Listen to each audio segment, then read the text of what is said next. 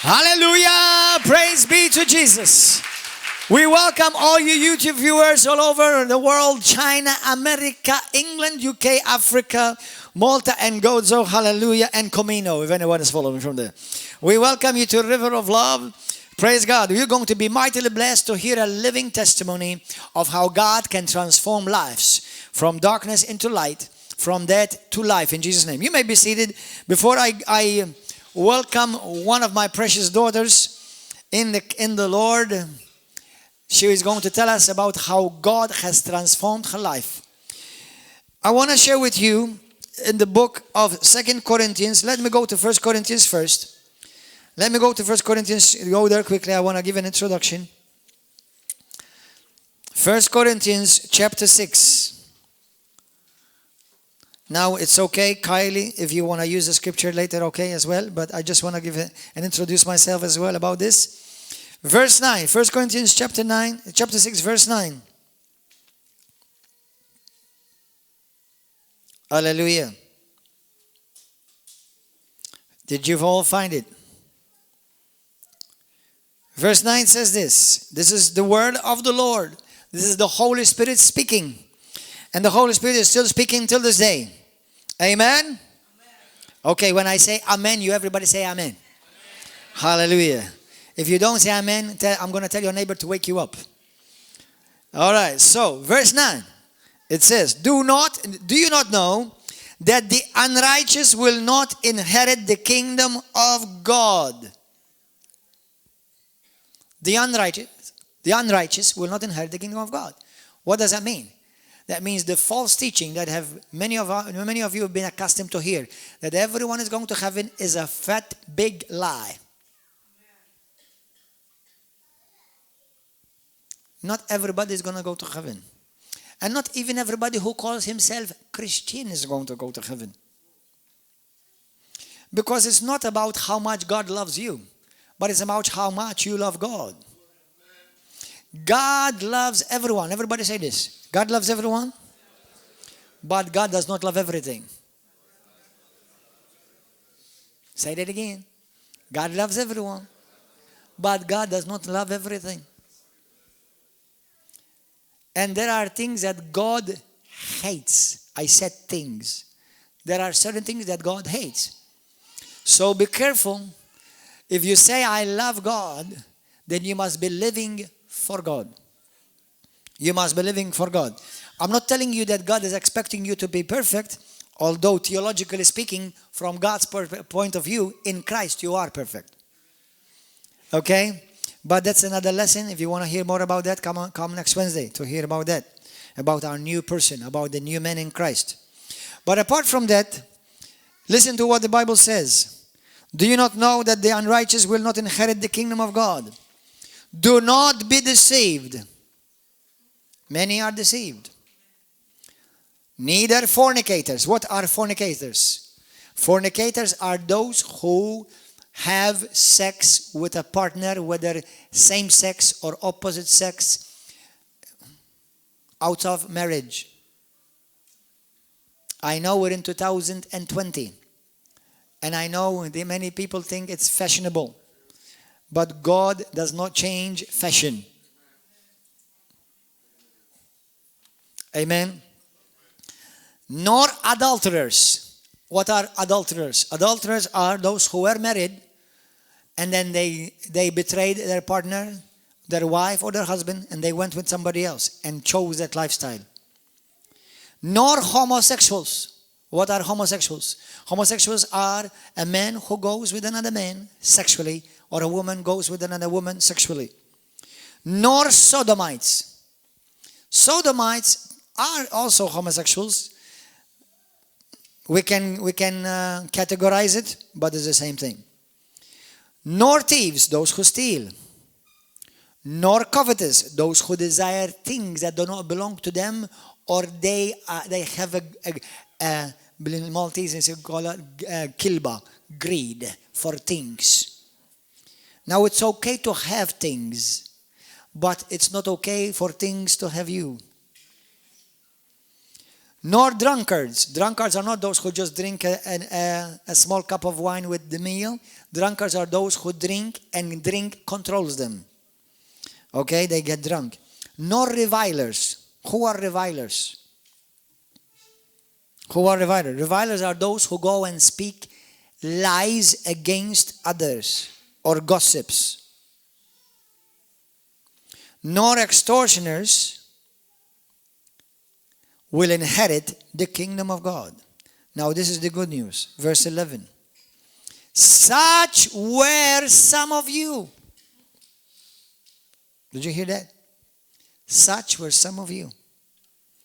But now, in Christ, you were washed. You were sanctified. You have become a saint. And you were justified. Now you are no longer guilty. In the name of the Lord Jesus Christ and by the Spirit of our God. And 2 Corinthians 5:17 says, for whoever is in Christ Jesus is now a new creation. All things have passed away. New things have come. Brothers and sisters, people who say, I was born that way. Yeah, every one of us were born a liar, an adulterer, a fornicator, a murderer. We were born all of that. That's why Jesus tells you, you must be born again. It's not homosexuals, thieves, or liars or fornicators only that go to hell. Everyone will go to hell who's not born again. So the antidote, the answer is not healing or healing, whether it's physical or emotional or mental, although we believe in divine healing. But healing is not the answer for sin. Jesus Christ, the person, his death and resurrection is the answer for sin. And when you meet Jesus Christ, you will be made new. And your life starts over. And that day you make Jesus Christ your Lord and Savior, that is the day that your life in front of God starts counting. Did you understand that? Hallelujah. So the gospel is the gospel, the same gospel to everyone. Amen. When Jesus Christ walked on this earth, to the fornicator, he preached the same gospel. To the liar, he preached the same gospel. To the thief, he preached the same gospel. To the adulterer, he preached the same gospel. To the homosexual or the lesbian or the transgender or the transsexual or the transvestite, he preached the same gospel. To the thief, mention anyone you want. And to the religious who think they're good and doing okay. Jesus, what did he say to Nicodemus chapter 3? Nicodemus, I know you're religious, and I know many people honor you and they look up to you and think that you're a wonderful man. But let me tell you something, Nicodemus, even though you don't fornicate, even though you don't steal and you pay your taxes, let me tell you something, Nicodemus, you're still going to go to hell. I'm a good man. Yeah, you're good and you qualify for hellfire. Did you know that good people go to hell? Did you know that good people go to hell? How many of you are a good person? None of you are good people. Wow, you're bad. Yeah, good people go to hell. Only saints go to heaven. That's why you must be born again. Because just like we've read, when you're born again, you become sanctified, justified, made new. So for all of those who always boast, but I'm a good man. Yeah. Tayyab al-khru. Amen. Amen. Praise God. So that's why you must be born again. Even if you've never been with a woman or a man, even if you've never watched pornography or stole or killed or murdered, you still need to be born again. In heaven, there's only one race. It's called the born again race. Amen. Hallelujah. Let us welcome my precious daughter here, this woman of God. Hallelujah. Kylie Delia, a mighty woman transformed by the love of the Savior. I'm proud of you. I love you. Thank God for you. Preach it, sister. Amen. Preach it, girl. Amen.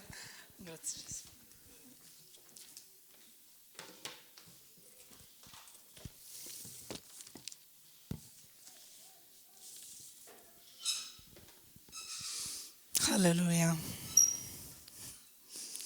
It is a blessing in the morning to be in the house of God together as a family. Hallelujah. Let me just sort everything. Hallelujah. You know, I want to honor, first of all, Pastor Gordon and also Pastor Mariella, who might be watching. I want to honor my mother and father. And I want to honor God for this moment and for this time. Because if it was not for the love of God in my life, I could not be able to stand here in front of you. So there's a lot of factors and a lot of things that have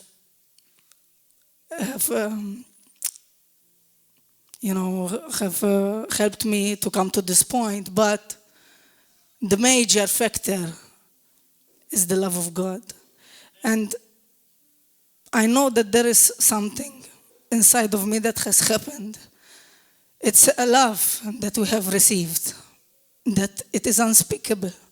You cannot really describe it. But it's like this big and deep impartation in your heart, you know. And sometimes I am reminded, when I think of the love of God, I am reminded of, cattle, cows, cattle, and how they mark them with the hot iron, a very, very hot iron. And they stick these cows, they bend them, and they are marked for life.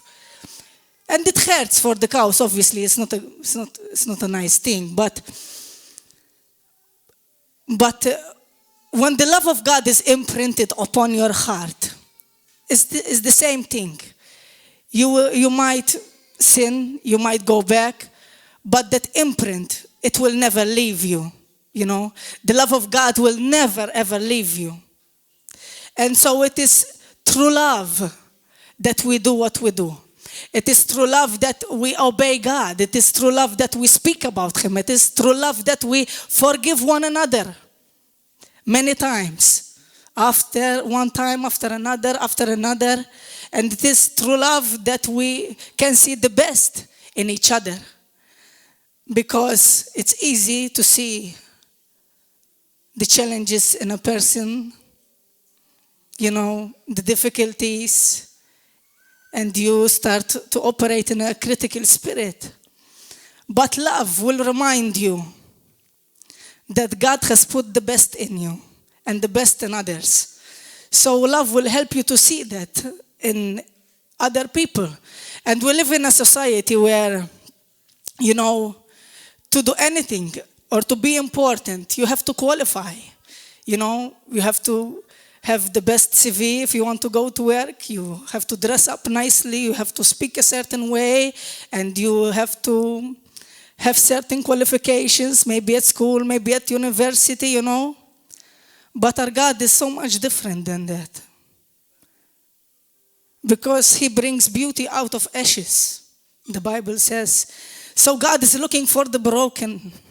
He is looking for the blind. He is looking for all the people that we just mentioned in 1 Corinthians chapter 6, verse 9. The drunkards, the idolaters, the thieves, the homosexuals. And sometimes I wonder, and I think about the love of God for homosexual people. Many of you know that I came out of the homosexual lifestyle. But it is because of the love of God. It's not just because some preacher, said some things. It's not because I wanted to please somebody else. It's because I have searched and searched in this world for love and people. And I searched in things, but I could not find what I was searching for. I could not find what I was looking for. And so, when I gave my life to Jesus, it was hard, because you have to let go of everything else, everything that you are used to, everything you thought that you wanted. You have to let it go, because it's all an illusion. It's an illusion. It's fake. The world will bring you fake pleasures. They last only for a limited time. Like special offers, for a limited time only. And, but eventually, you will find out deep inside that something in me, is still missing. Something is still missing. Something in my soul is just like a black hole, And so that's the love of God that transforms us. Hallelujah. And Father, I want to honor you this morning, and I want to give you praise. I want to thank you for your house, for your people, for your love. I want to thank you that you are here, Lord, and I pray, Lord, that the hearts of your people will be touched mightily and would be encouraged. Hallelujah. Thank you, Jesus. It's great to share a testimony, but I believe that God wants to speak to his people. I think that for the season that we are in, and for the past few weeks, or maybe even months, the body of Christ has come under serious affliction, serious warfare, serious challenges. Some of you have been challenged in your families, with your husband or with your wife. Some of you have been challenged with your children. It seems like they just keep coming up with new ways to disappoint you and to rebel against the will of God.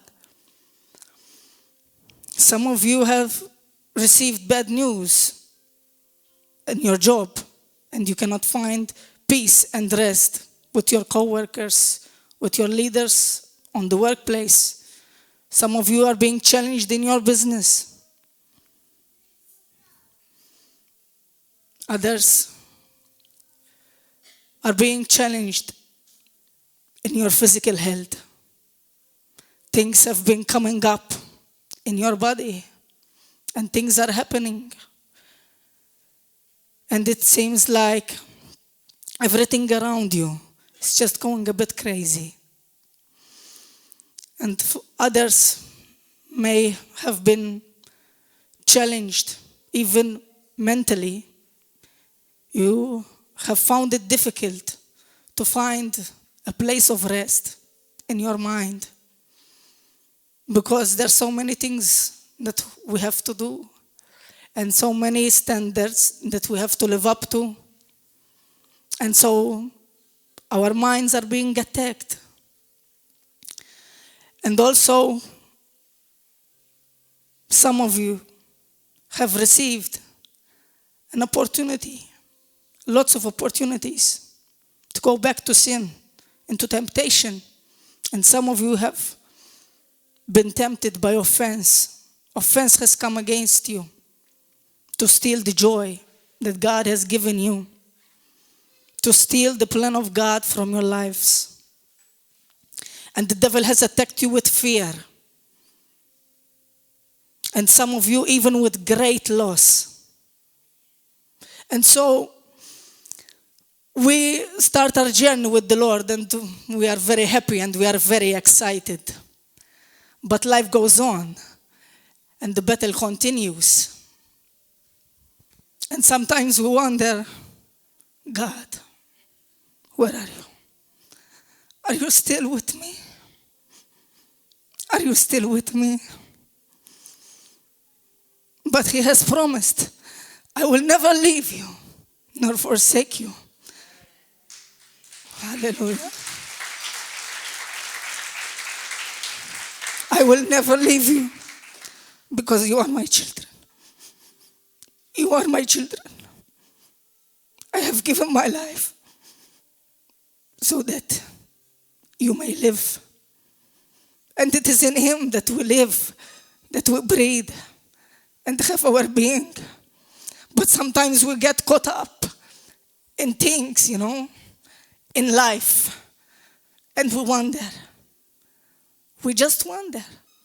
But it is the time when we must go back to that first love that we have with Jesus. Because we start with love. But it's easy for that love, to go down. But we must fan that flame. We must stir up that love that we have for God. Once again, so that we live in His presence. We abide in His presence. Because if we don't live in His presence, what's the use? What's the purpose? What good is it for me to come up here and give my testimony? And we can shout and scream and say amen, hallelujah. But I don't have love for God. I don't have love for His people. I believe God wants you to be encouraged this morning. Some of you have been going through serious battles. And some of you, it's not because it's your fault. Maybe it's people around you making it difficult for you. And the Bible says that we will be tested. We will be tested. And we will go through the fire. But like Shadrach, Meshach, and Abednego, there was the fourth person in the fire. And it was Jesus, So, in the fire, He is with you, And if the waters come for you, you will not drown. It is the promise of God. It is the promise of God. So I want to encourage you, be thankful to God. Be thankful to God. Because He has not forgotten you. But you may have forgotten His promises. You may have forgotten the covenant that we live in, So remind yourself the word of God. The Bible says that those who wait upon the Lord shall renew their strength. They will mount up wings like eagles. They will soar. And it will be time for you to soar. The time will come. Do not be disencouraged. God loves you. God loves you. But we have to be consistent, brothers and sisters. We have to be consistent. Because if we take the things of God for granted, we will not make it.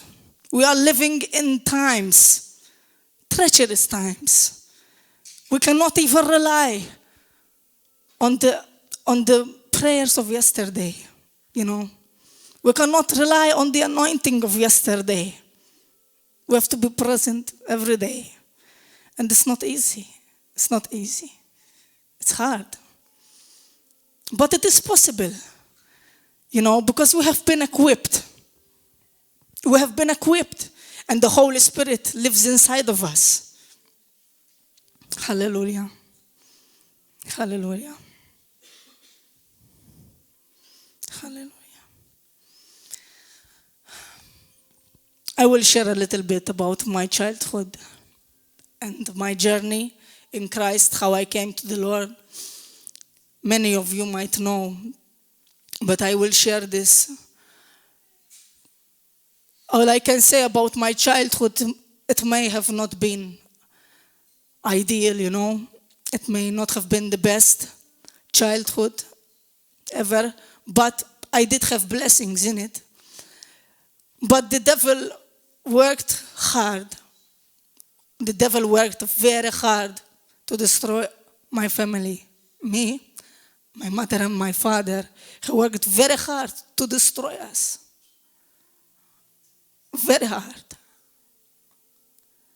But when the time came,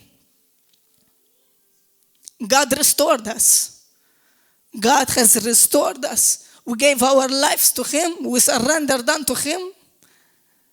And He did mighty things. He did mighty things with us. But the Lord has done mighty things with all of us, with all of you. But it's up to us now to stay on the path. It is up to us to stay on that path.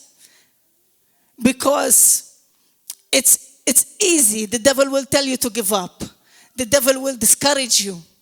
But the Lord wants to uplift you this morning. He wants to give you hope and courage. Your family will make it. Your children will make it. Your finances will be all right. Just trust in the Lord with all your heart. Lean not on your own understanding. What is the understanding of man? We do not understand nothing. We do not understand the deep meanings of life. We have to rely on the wisdom of God, and that is the Bible. That's where our faith comes from. Don't tell me you have faith if you don't know the Word of God. How can you have faith if you don't know the Word of God? Faith comes by hearing, the hearing of the Word. So you have to take these promises and you have to cling to them, because it is your biggest treasure, your greatest treasure. You have to cling to the promises of God. And when everything around you seems like it's going crazy, you have to be shut. Shut it all out. And just cling to Jesus, Cling to His promises. I lived in the homosexual lifestyle for about 7 years, I was out and proud, I didn't care, I thought being gay was, whatever, how we see it in society today, it's all glamorized. And I lived in that lifestyle.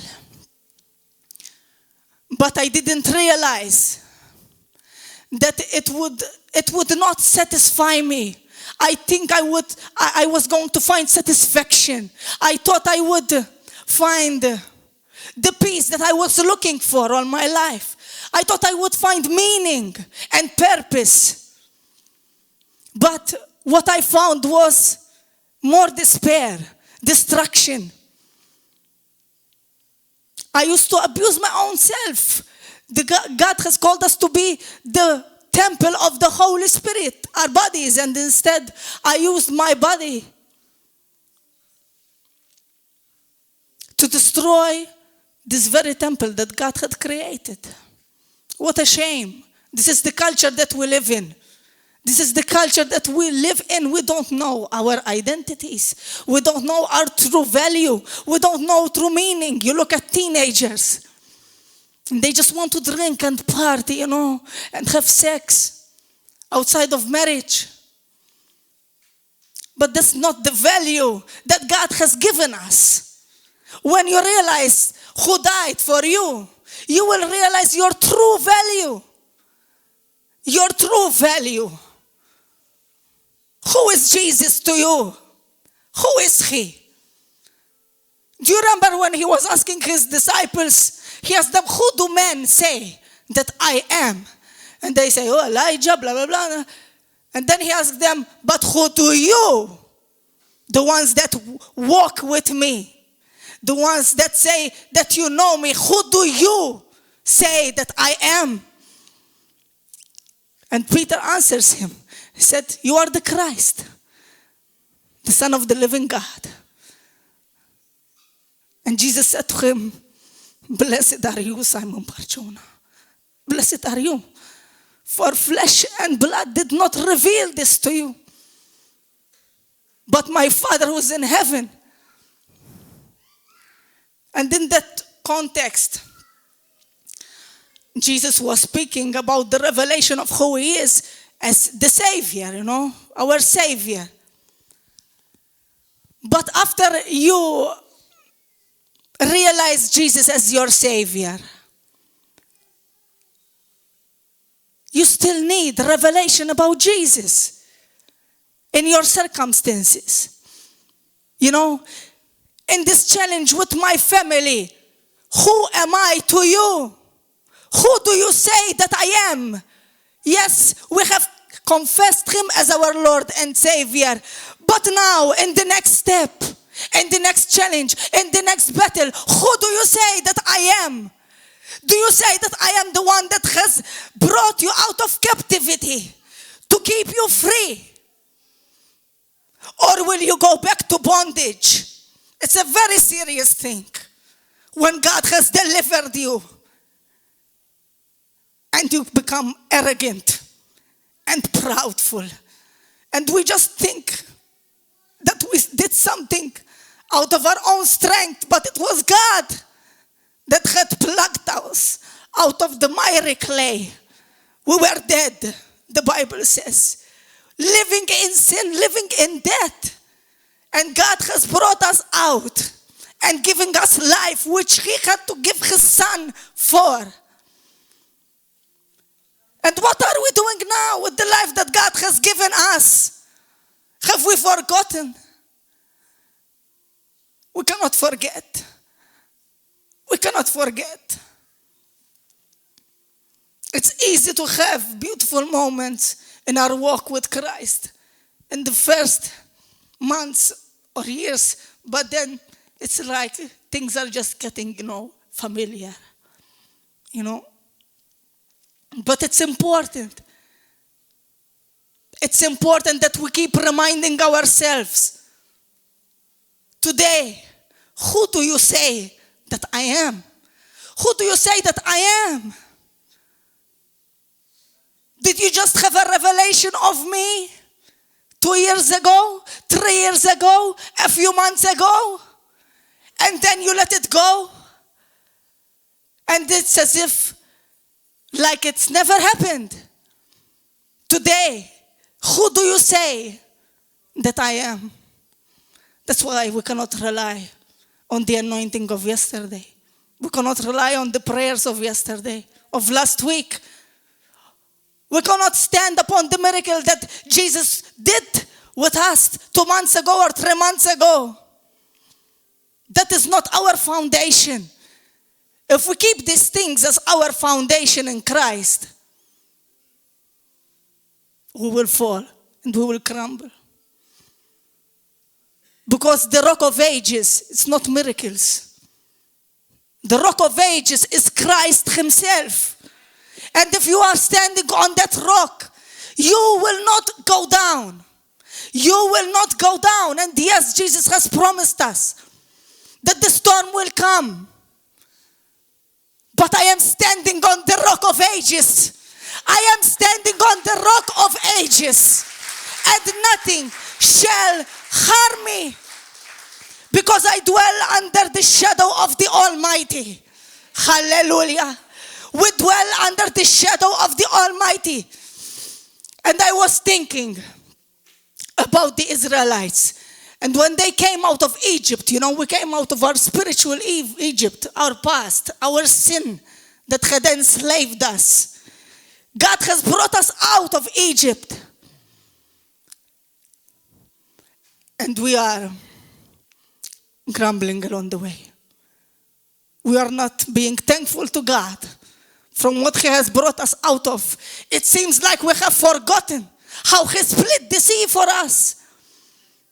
He split the sea for his people. Because he loves his people. He split the sea for you. And if you look back and you look at the sea, he split it for you and you came out of it. But then, it is not all. It swallowed your enemies. Everything that enslaved you, it was swallowed in the sea. And it is still there. If you look at your past, only look at it to see how you have overcome. Hallelujah. So if you look at the sea that you have come through, you can see your enemies defeated. And the devil will try to tell you. And he will try to lie to you because he is the father of lies. He will try to tell you that there are such attacks over your life. Oh, how can you make it? How can you overcome this? But if you look back and you look at that sea, your enemies are still floating dead in there. They are still floating dead in that sea. Hallelujah.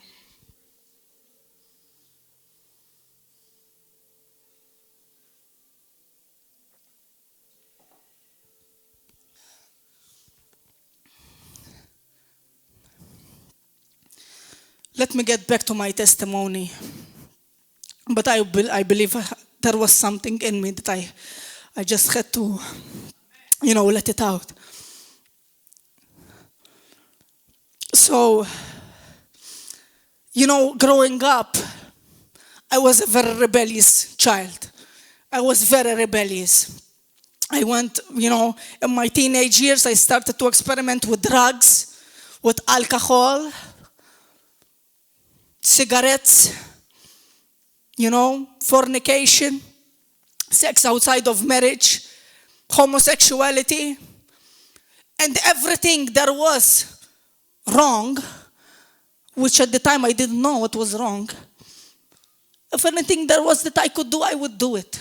Because I had no master, I thought. I thought I am the master of my own self. I was deceived. Because I was doing the plan of the enemy. Because God has a plan for you, it's true. But the enemy has a plan for you as well. And his plan is to steal the plan that God has for you. Amen? And so I continue to live this life, living loosely, not having a care in the world, or so I thought,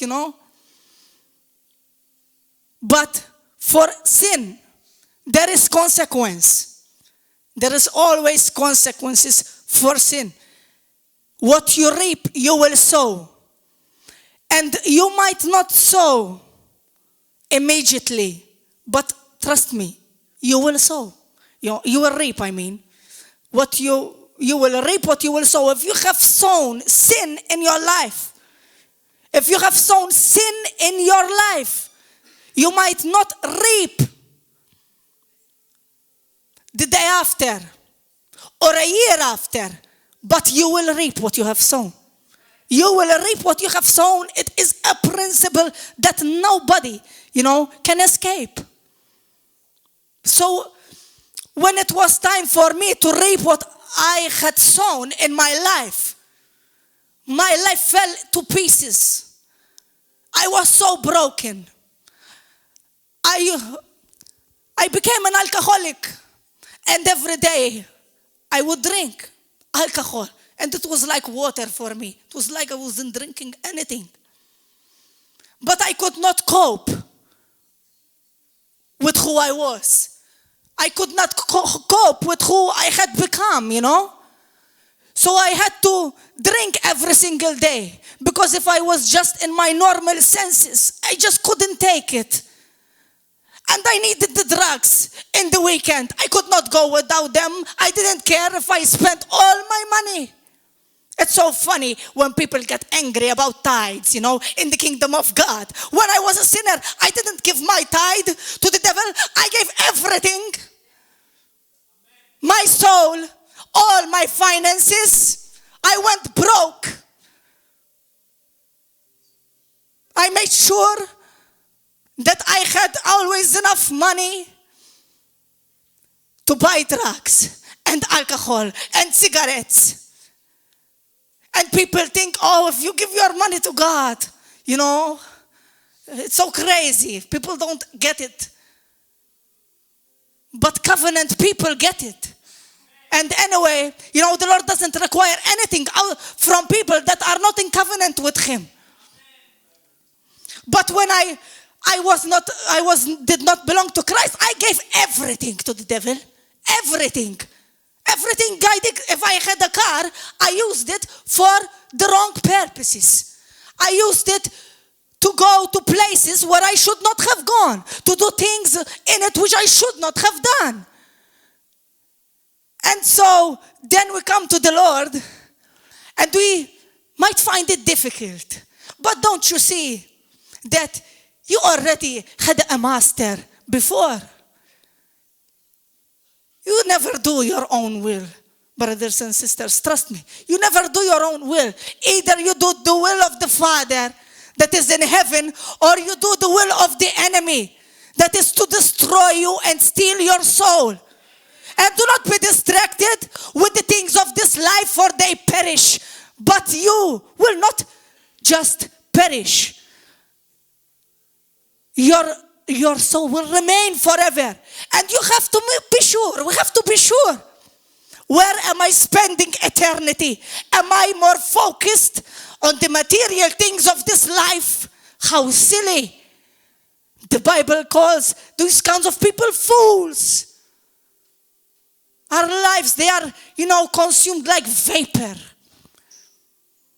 Suddenly you're here, suddenly you're not. And you find yourself, facing God. And what will your outcome be? It will be glorious for you in Jesus' name. It will be glorious for you if you just obey Him. Hallelujah. If you trust Him. I prophesy this over your lives, that your years will be glorious in Him, that trials and tribulations will not separate you from the love of God. In Jesus' name. Hallelujah.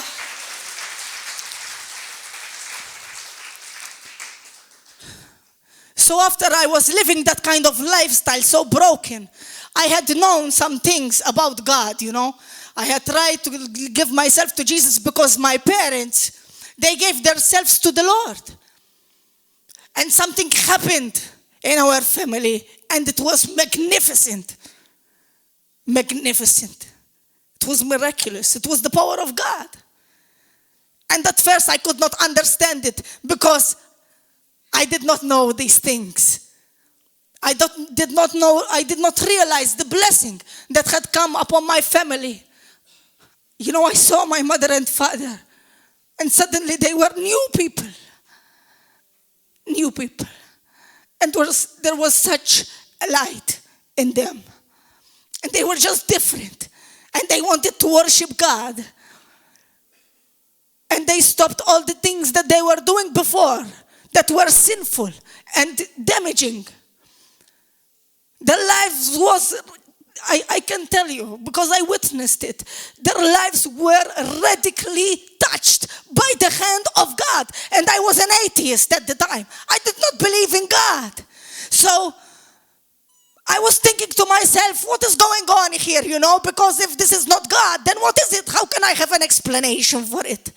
I cannot have an explanation for this. So this fight in myself started, Does God really exist? Did He make me? Does He have a plan for me? And my mother and my father, they prayed for me. And they fasted together. That I might not be lost, but that I might be saved and come into His marvelous light. And things went on, and it was a struggle. But finally, I had the courage, because it was not easy. It's not easy, brothers and sisters, coming out of homosexuality. It is not easy. Yes, God is the God of the impossible. But not just for the homosexual people, for everyone. You have to leave yourself on the altar, and the fire of God has to come over you, and it will hurt. It will hurt. Because you have to deny yourself every day.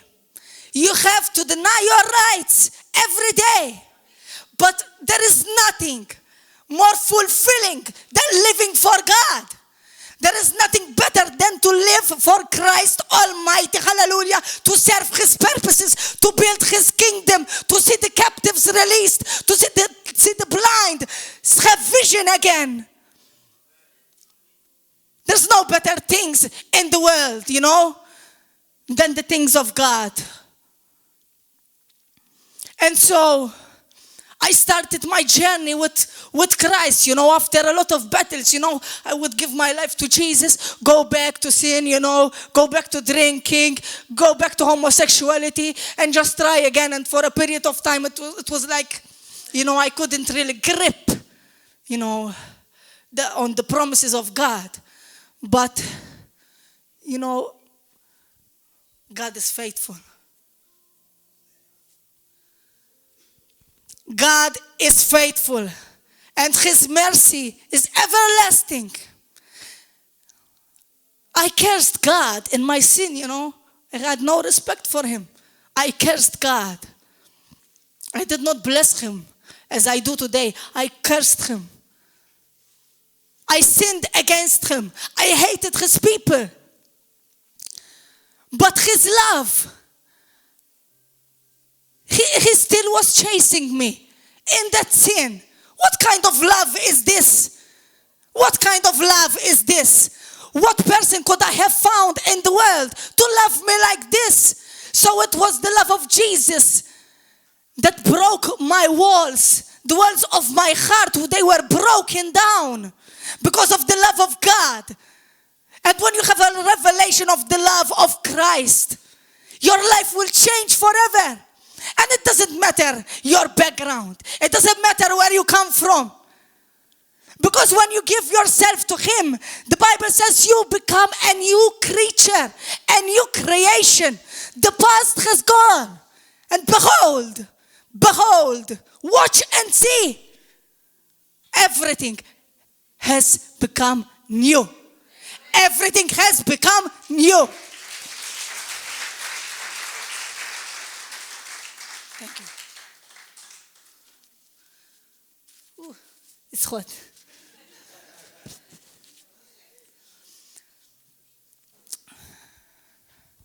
And so we are constantly being perfected, and transformed in the image of Christ. But when I came to River of Love, brothers and sisters, I found people who they loved me, they showed love, but they didn't tell me, oh, God loves you just the way you are. God understands that you have these feelings. No. Because that is not love. It's easier. It's very easy to find people that are walking in the wrong path, in the wrong direction, and tell them, oh, it's fine as long as you're happy.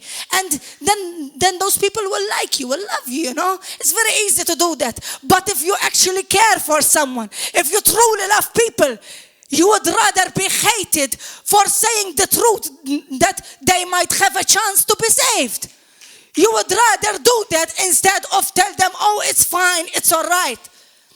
So if it was not, in my case, it was this church. For other people, it was different churches. But I can speak about this church because this is my testimony. This is my experience.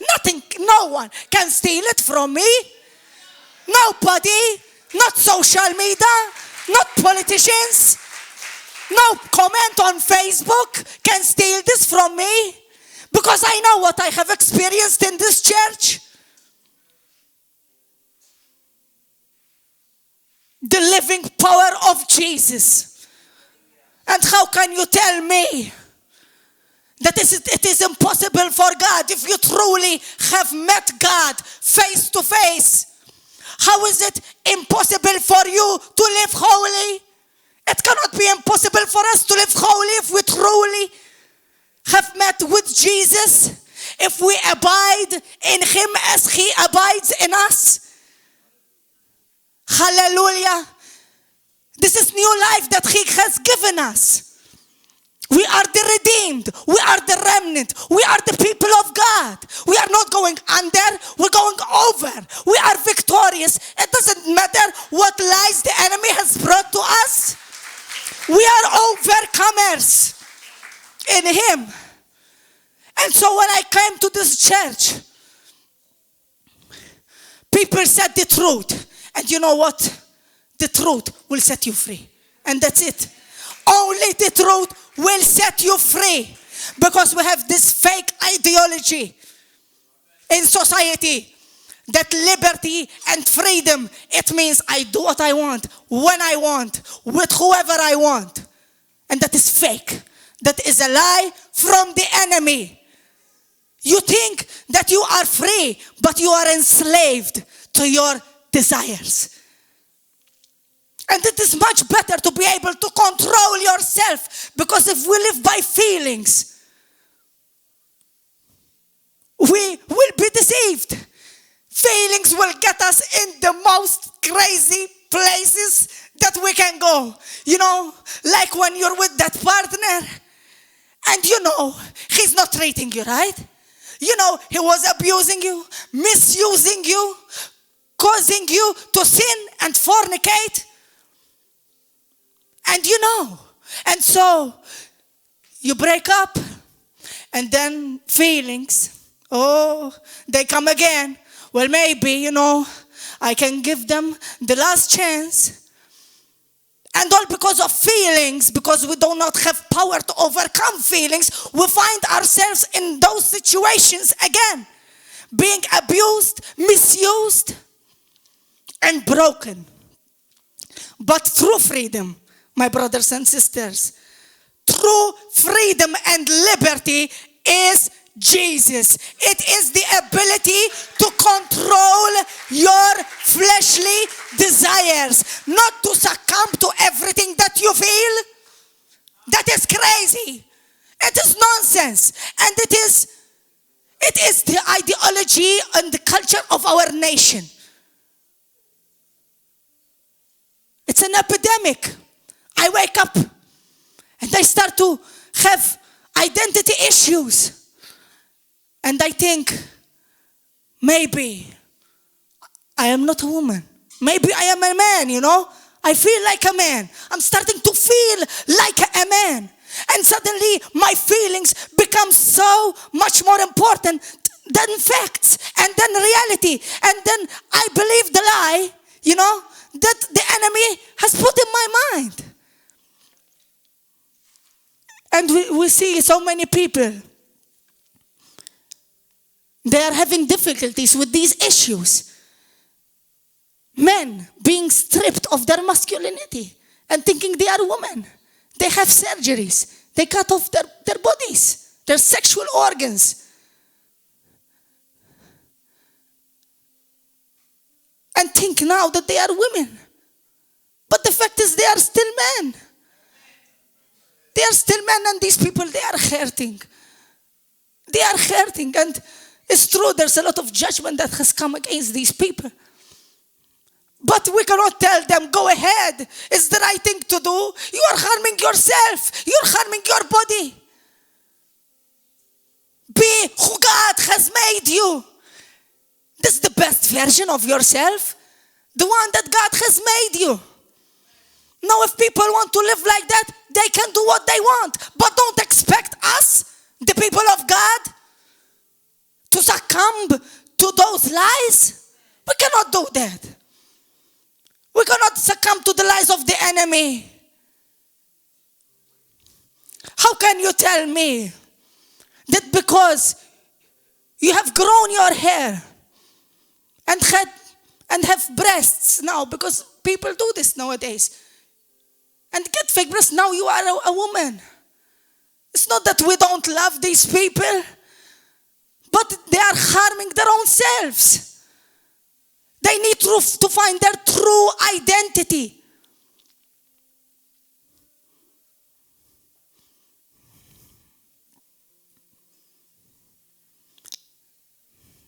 I will not say that.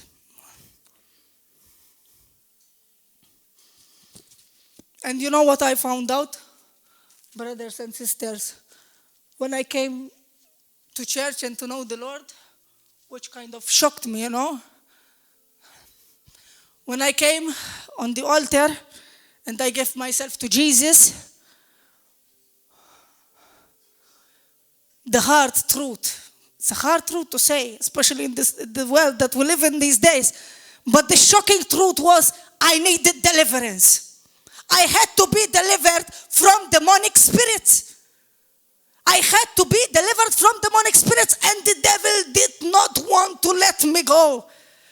I can tell you this, brothers and sisters, the devil did not want to let me go. He went crazy. He did everything in his power. Everything in his power. That I would live the lifestyle that I was living. And I had a series of different deliverances. A series of different deliverances. So it's not just what we see with our eyes. We live in a spiritual world where the spiritual dominates the natural. The spiritual dominates the natural. And that's why we cannot solve so many problems we have in society, because we only face them with natural eyes. Society does not have spiritual eyes. Many governments do not have spiritual eyes. So they tackle issues with natural weapons. But the Bible says we do not war against flesh and blood. We do not war against flesh and blood. We do not war against mere men. We war against demons, principalities, spiritual wickedness in heavenly places. Heavenly places, it means the sky, not heaven. There are different dimensions of heaven. So we are living and we are fighting a spiritual battle. But we have not realized that it is a spiritual battle that we are facing in society. And we are coming to this battle with manly weapons. How can we win this battle? How is it possible to overcome your enemy if you don't even identify him in the first place?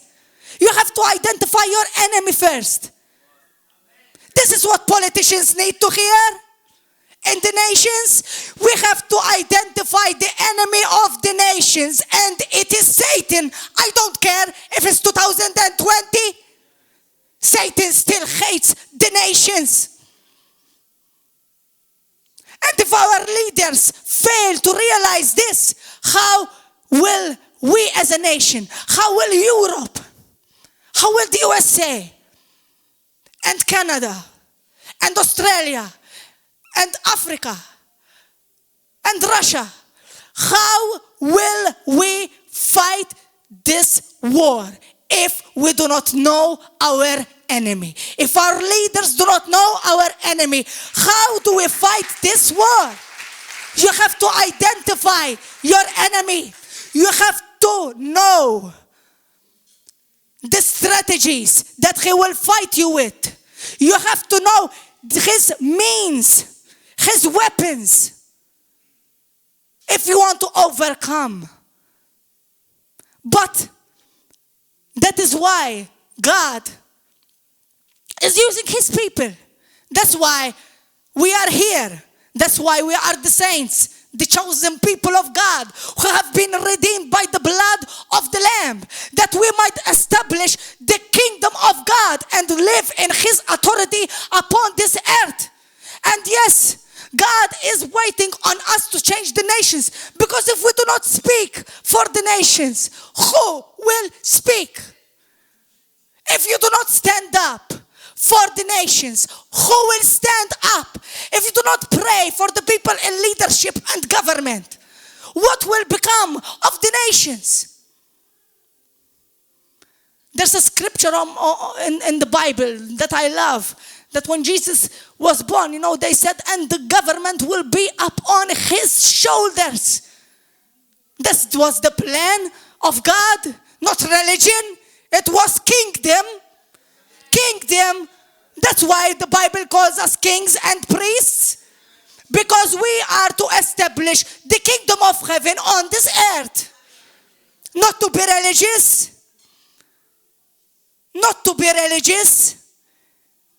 But to establish his kingdom and to overthrow the other kingdom, the kingdom of Satan. And yes, God has given us dominion over Satan. And we will stand against the wiles of the devil.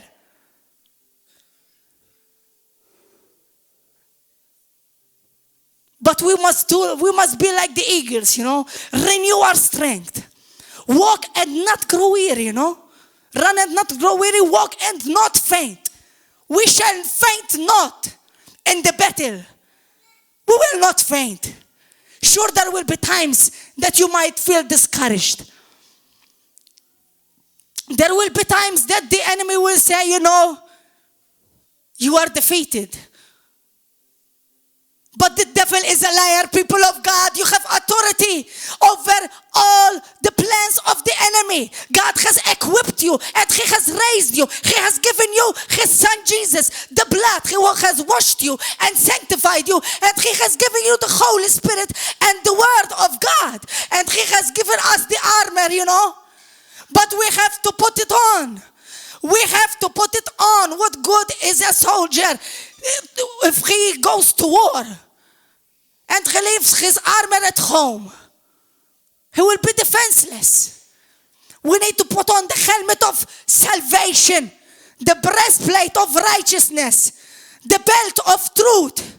Walk in the shoes that spread the gospel. Hold the sword that is the word of God, and the shield of faith. We have to operate in this armor if we want to succeed. If we want to be truly overcomers. Hallelujah.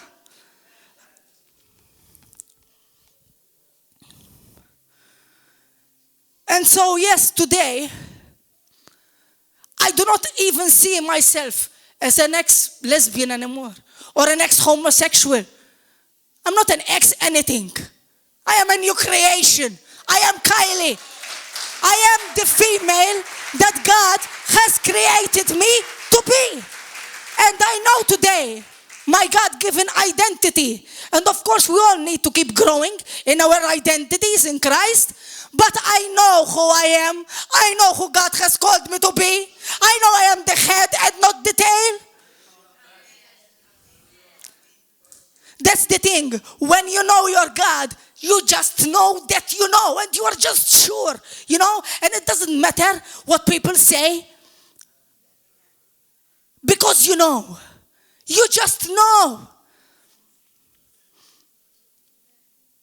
The truth shall set you free. Hallelujah. And there was this lady recently who was commenting, on social media, and she was passing comments, and, whatever.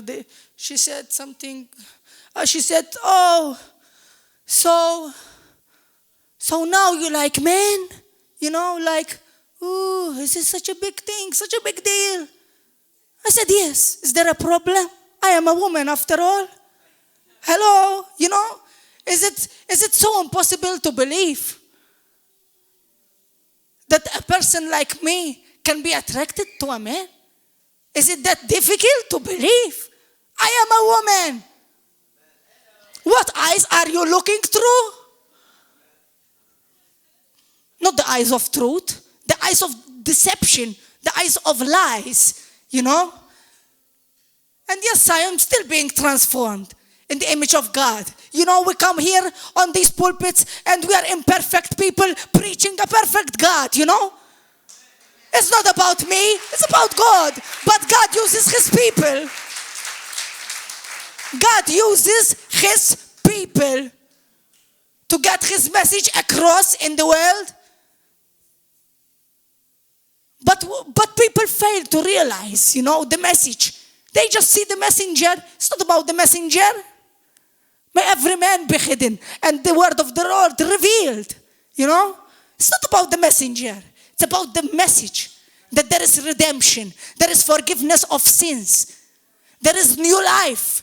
There is hope.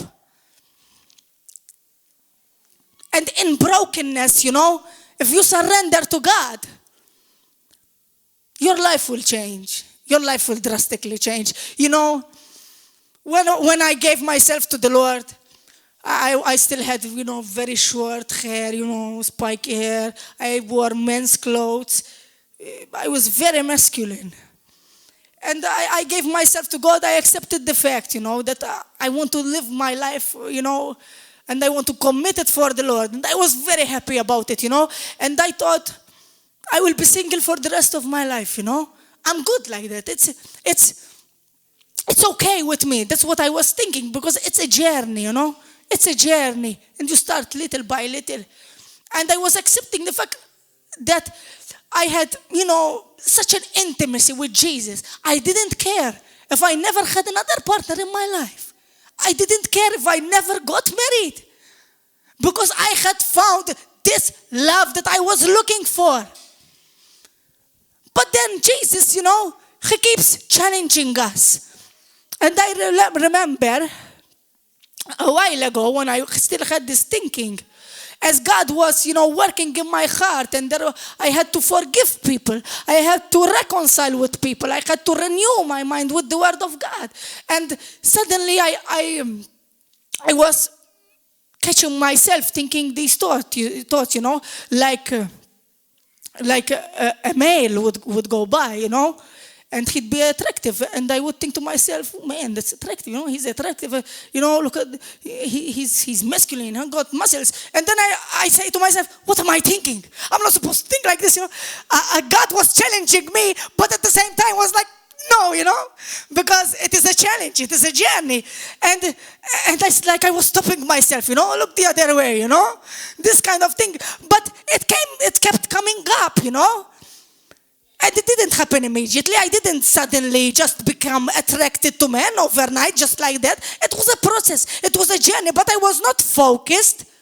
I was not focused on now I gave my life to Jesus, you know, and if I have to share my testimony, I have to say that now I am attracted to men. No.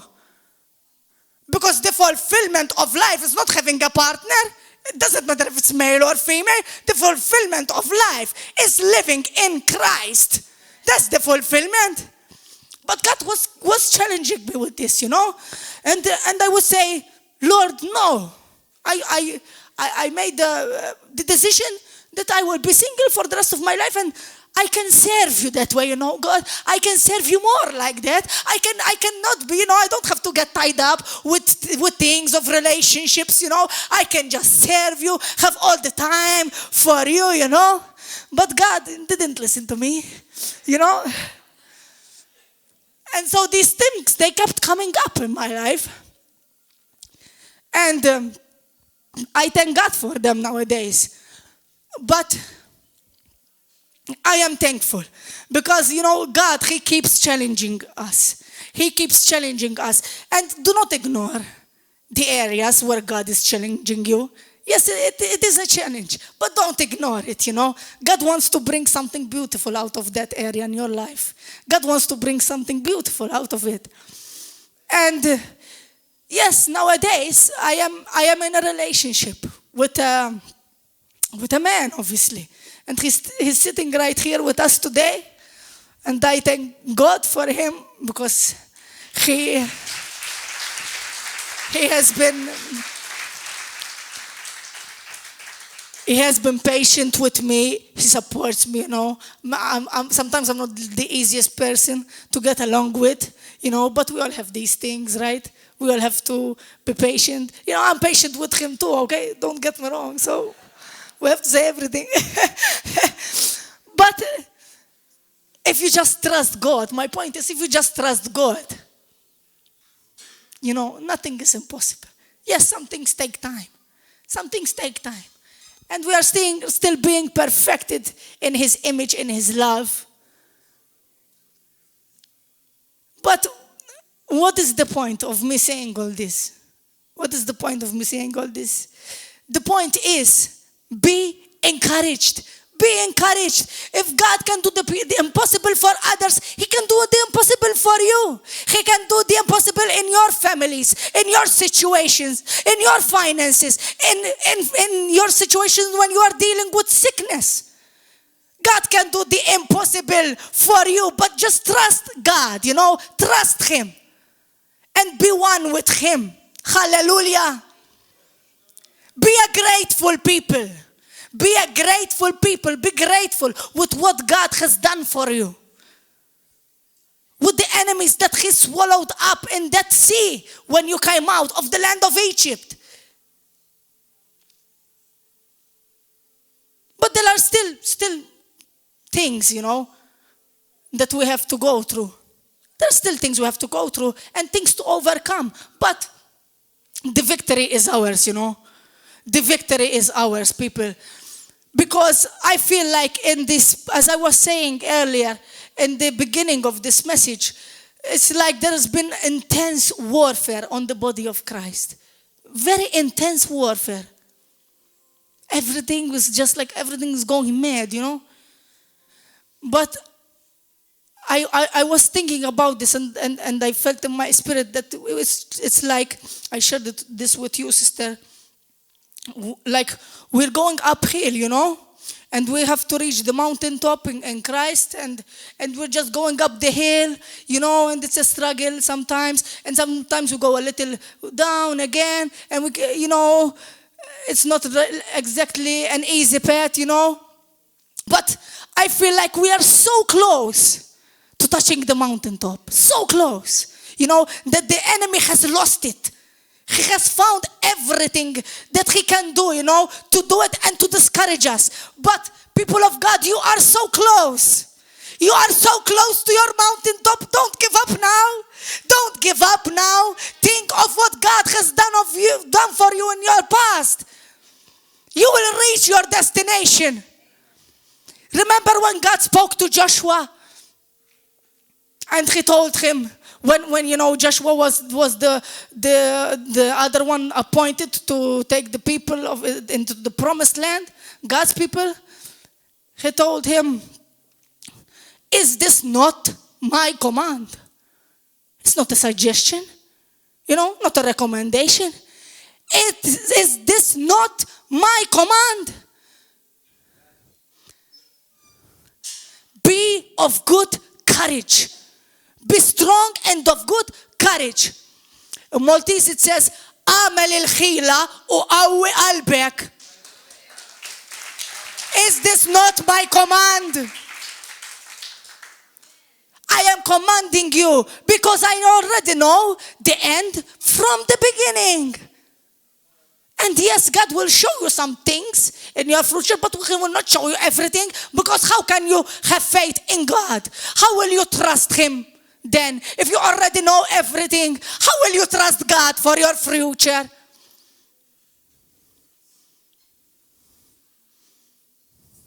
So remember the word of the Lord, that He wants to encourage you. He wants to equip you.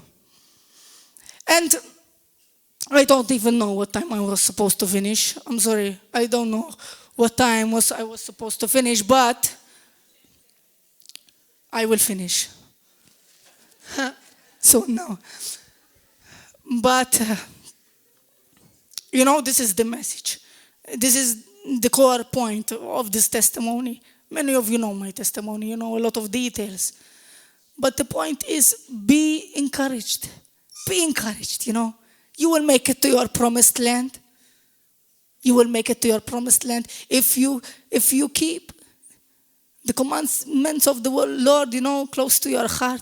If you abide in His presence, you will make it. You might not have been perfect all along the way, and God knows that. But He doesn't want to condemn you. He wants to encourage you. He wants to uplift you. He wants to tell you, my daughter, my son, I love you. Rise up. Rise up, because I have a land for you.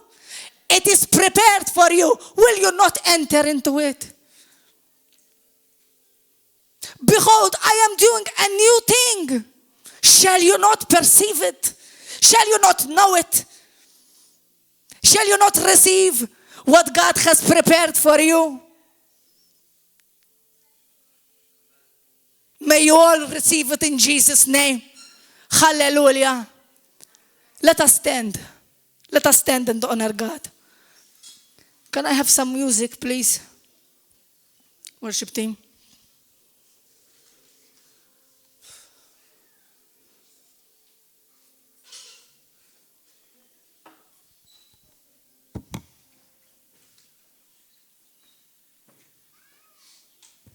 Where is the pastor? Pastor, can I call for you, please?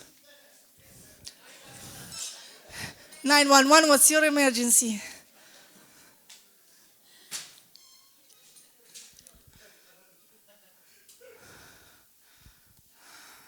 Amen. Hallelujah. Praise God. Brothers and sisters, what you're seeing in front of your eyes is the testimony of the supernatural love of God when it meets a broken heart. Hallelujah. And whoever you may be, you know, Jesus Christ is the same for everyone.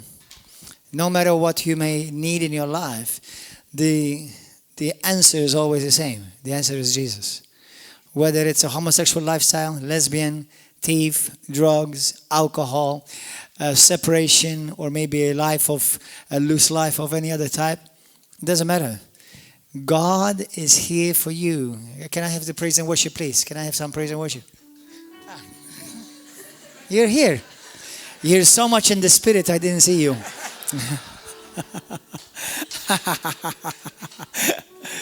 Praise God. I want us to pray. Let's pray. Hallelujah. Thank you, Kylie. Praise God. You're a preaching Bob.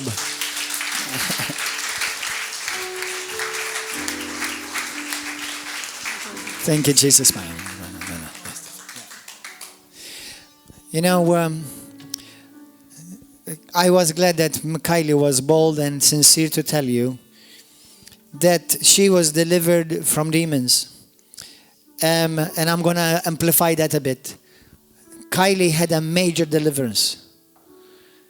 And anyone who meddles with the occult, with sexual perversion, drugs,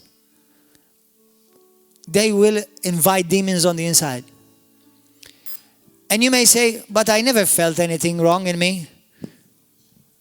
Darkness only is exposed when it comes under the light. And when a person comes under the light, then anything is of darkness inside of you will manifest, will come out. If you've ever touched any of these things in your life, just sitting at home or going to a religious place does not expose that darkness. But when you come face to face with the light of glory, Jesus himself, then every form of darkness will become exposed and you will be set free.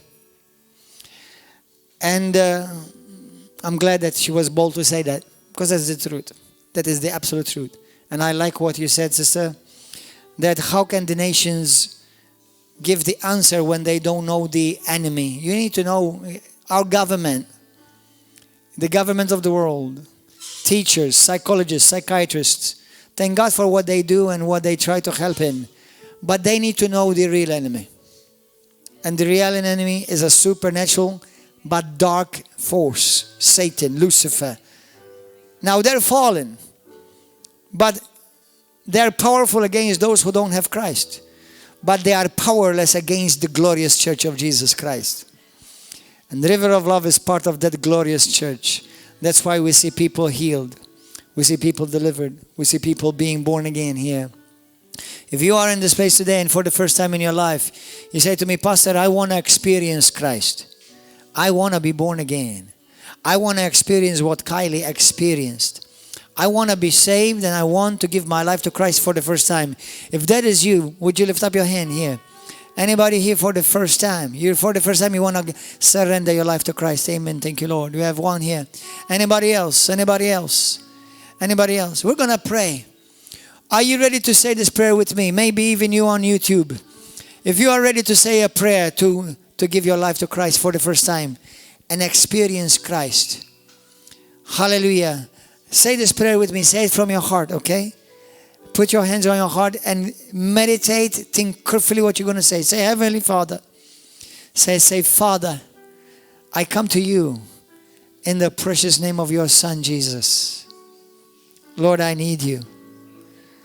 I am broken, Lord, but you can fix me. Jesus, I come to you as I am. And I'm going to trust you to transform me with your love and your mercy. Lord, you said in your word, whoever comes to you, you will by no way reject. And you do not reject me today. I come to you as I am, a sinner. No matter what the sin may be, I ask you right now, forgive me. Wash me clean by your precious blood. Fill me right now with your Holy Spirit, with your love. I want to know you, oh God. And I want to know your love. And I want to begin a new life. Come inside of me right now. Fill me with your fire. Break every chain of darkness that has bound me. Anything that's of the devil, remove it from my life. And I thank you, Lord, that you died for me and you died in my place. You paid for my sin so that by your life, death, and resurrection, I may be made whole, saved, and made new. Today I belong to Jesus. I am a child of God. I'm a brand new person. Today I'm saved. I am forgiven. And I'm ready to start this new life of love and compassion with the author and the maker of my life, with the redeemer of my soul, Jesus Christ himself. I give you praise and glory in Jesus' mighty name. Hallelujah, amen. Praise God. If you are on YouTube and if you prayed this prayer with me, give me this camera, please. Hallelujah. If we've prayed this prayer, I want to encourage you. Start reading the Bible. You start reading the Bible. Talk to God in your prayer every day. Talk to Jesus like a relationship. And third, find a good Bible church where they preach the power of God, where they preach the Word of God, and where the power of the Holy Spirit is made manifest, and where Jesus Christ is Lord and glorified. If you are in Malta, we encourage you to come and check us out. Come and visit us. Come and see what the Lord is doing here. Every Wednesday and Saturday at 7 p.m. and Sunday morning at 10 a.m. We look forward to see you, and we'll assure you that you will not leave this place the same. In Jesus' name. Hallelujah.